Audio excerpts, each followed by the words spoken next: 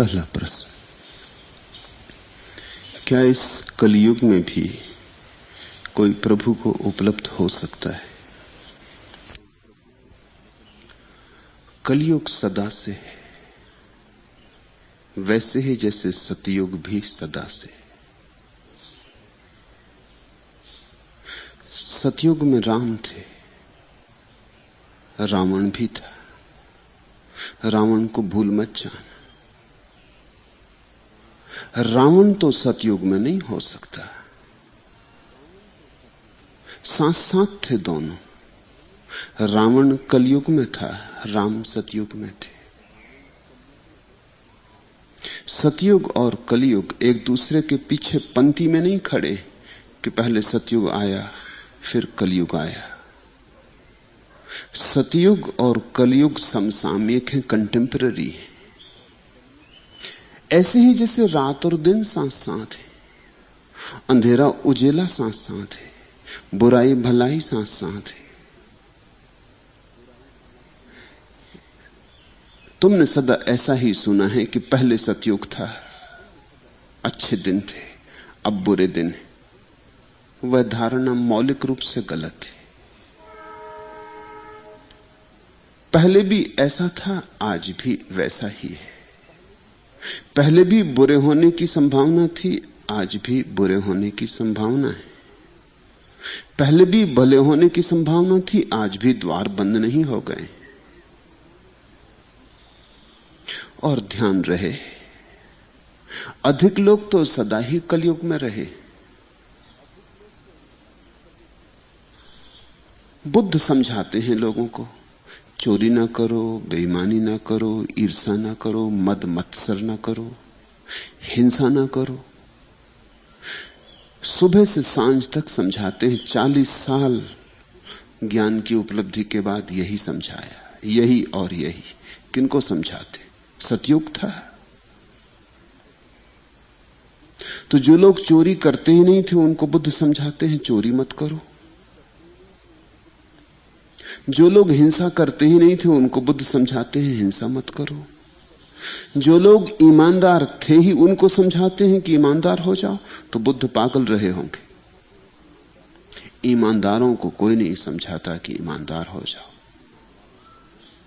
बेईमानों को समझाना होता है।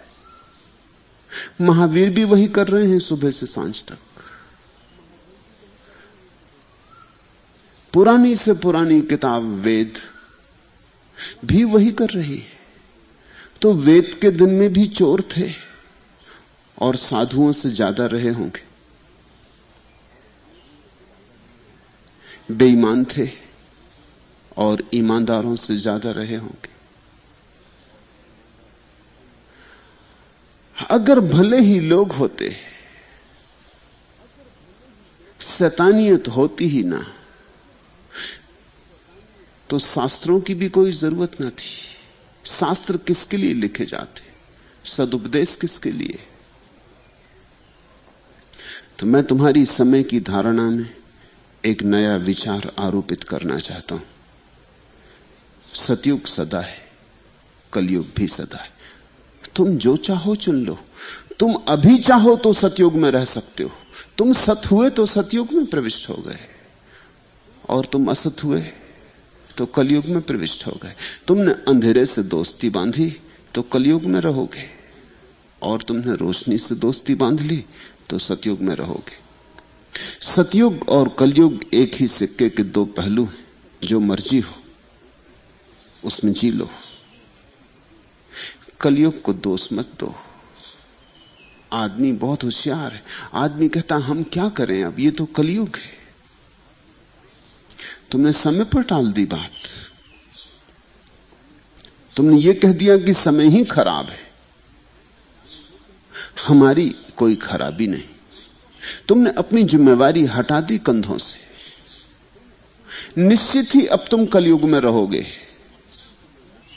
क्योंकि जिसने अपनी जिम्मेवारी छोड़ दी उसके जीवन में जागरण की किरण कभी भी ना आएगी।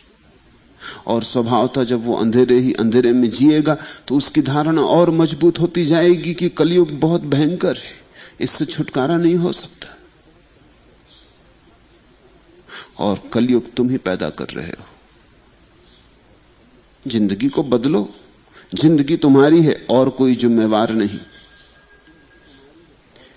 तरकीबें ना खेलो। आदमी हमेशा तरकीबें करता है, दोष किसी और पर टाल देता है, दोष दूसरे पर टाल के निश्चिंत हो जाता है कि अब मेरा तो कोई दोष है नहीं, अब मैं क्या कर सकता हूं, असहाय हूं। लेकिन जिस दिन तुम असहाय हुए उसी दिन नपुंसक भी हो जाते।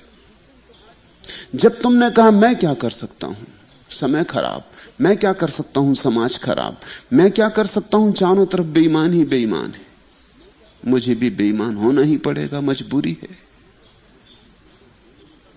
तो तुम बेईमान हो गए और तुम बेईमान होते चले जाओगे। तुम कमजोर हो जाते हो उसी दिन जिस दिन तुम जिम्मेवारी किसी और पर छोड़ते हो। तुम उसी दिन गुलाम हो जाते हो। मालिक वही है जिसने कहा बुरा हूं तो मैं अपने कारण।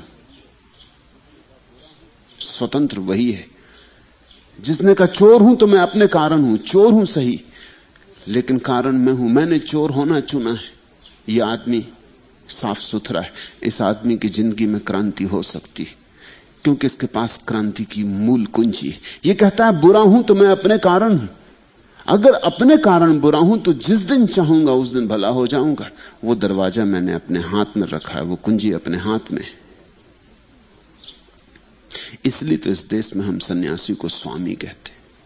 स्वामी का अर्थ होता है मालिक, मालकियत की घोषणा कि मैं अपना मालिक हूं। बुरा हूं तो, भला हूं तो, मैं जैसा हूं मैं ही कारणभूत हूं।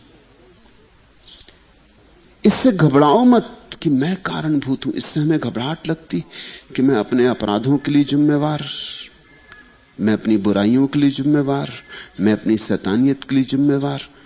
तुम्हें बहुत घबराहट होती। लेकिन इसका दूसरा पहलू देखो।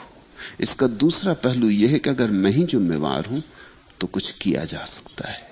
तो संभावना रूपांतरण की है, शेष है।